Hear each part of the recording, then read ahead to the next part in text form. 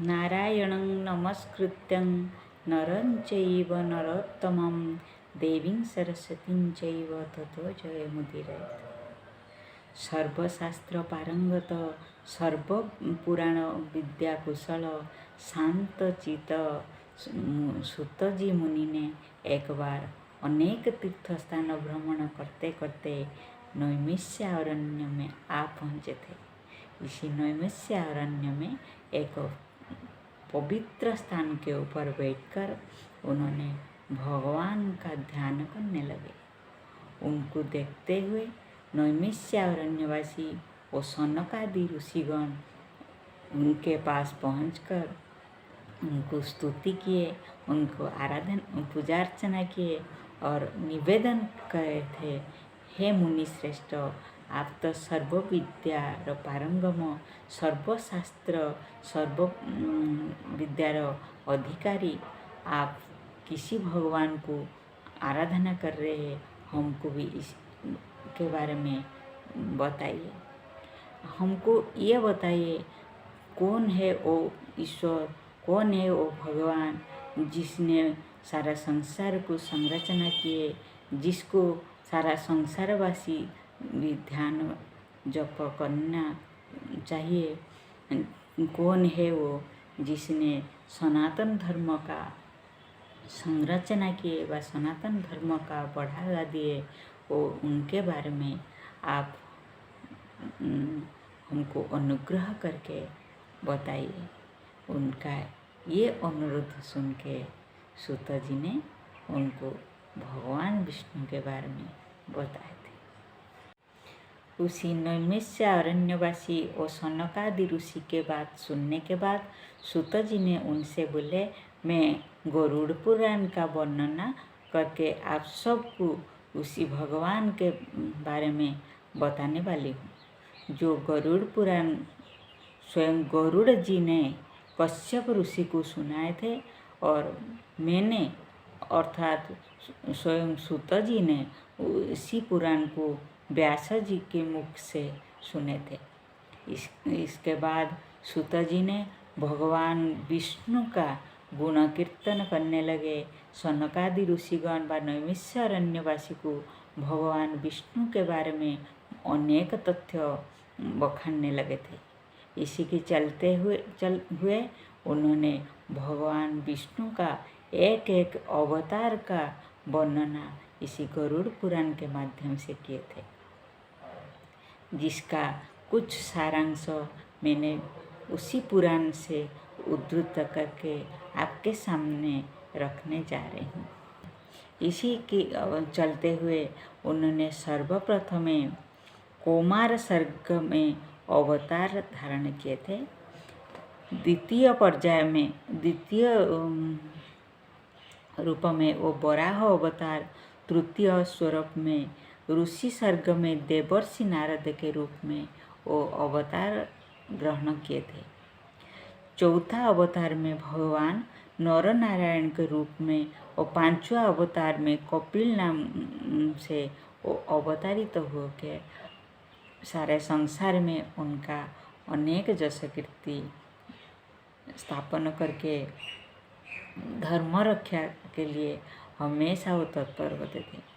छठे अवतार में महर्षि अत्रि के पत्नी अनुसया के गर्भ में दत्तात्रेय के रूप में वो जन्म लाभ किए थे। सप्तम अवतार में और यज्ञदेव के रूप में और आठवें अवतार में ऋषभदेव के नाम से वो अवतार ग्रहण किए थे। नौवें अवतार में वो पार्थिव शरीर अर्थात पृथु के रूप में अवतार ग्रहण किए थे। भगवान विष्णु ने 10वें अवतार में मत्स्यावतार को धारण करके अपना लीला खेला संरचना करके सृष्टि संरचना में सहायक हुए थे। 11 अवतार में कूर्म रूप को भगवान विष्णु ने धारण किए थे। उसी समय अपना पीठी के ऊपर मंदराचल पर्वत को धारण करके जो दैत्य दानव मिलके समुद्र मंथन किए थे, उसी समुद्र मंथन में सहायक हुए थे। 12वां अवतार में वो धन्वंतरि के रूप में, 13वां अवतार में मोहिनी के रूप में और 14वां अवतार में नृसिंह के रूप में भगवान विष्णु ने अवतारण ग्रहण किए थे। 15 अवतार में वो वामन के रूप में, 16 में परशुराम, 17 में वो सत्यवती के रूप में भगवान विष्णु ने अवतारित हुए थे। 18वां अवतार में श्री राम के रूप में अवतार ग्रहण किए थे। उसी समय दशरथ के पुत्र के रूप में जन्म लाभ करके कितना लीला खेला किए थे।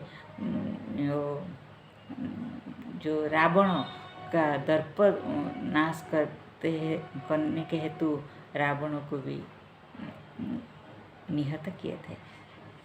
उसके बाद 19 और 20 अवतार में वो कृष्ण बलराम के रूप में अवतारित होकर उनका अनेक लीला खेला इसी संसार में करके जनहित कार्य भी करके संसार मंगल साधना करने के हेतु अवतारित हुए थे।